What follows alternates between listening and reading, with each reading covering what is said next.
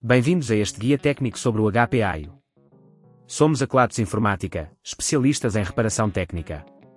Recolhemos o teu equipamento ao domicílio, fazemos diagnóstico gratuito e enviamos orçamento antes de reparar.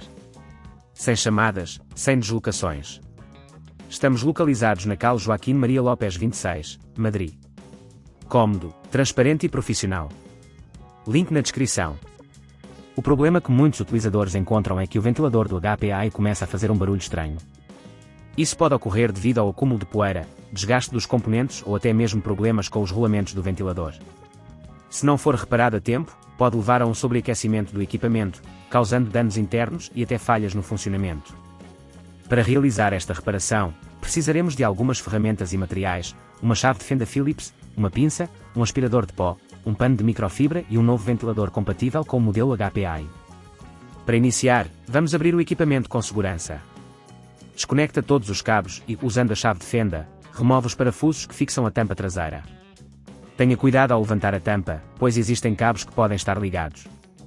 Uma vez aberta, localiza o ventilador que está a fazer barulho. Geralmente, ele está posicionado perto do processador. Para o extrair, desparafusa os parafusos que o prendem e desconecta o cabo que o liga à placa-mãe. Certifica-te de aplicar a força adequada ao desapertar os parafusos, evitando danos à placa-mãe ou outros componentes próximos. Se neste ponto achares que é demasiado complexo, lembra-te que na Kelatos recolhemos o equipamento no teu domicílio e devolvemos-te reparado. Agora, coloca o novo ventilador na mesma posição, fixa-o com os parafusos e reconecta o cabo à placa-mãe. Antes de fechar o equipamento, é aconselhável limpar a área com um pano de microfibra e usar o aspirador de pó para remover a poeira acumulada. Depois, coloca a tampa traseira de volta e aperta todos os parafusos. Por fim, liga o equipamento e verifica se o novo ventilador funciona corretamente, sem fazer barulho. Para evitar que o problema volte a ocorrer, recomenda-se realizar limpezas regulares do interior do equipamento e verificar o estado do ventilador periodicamente. Se não queres arriscar danificar o teu equipamento, na Kelatos recolhemos, reparamos e devolvemos ao teu domicílio em todo o Portugal continental.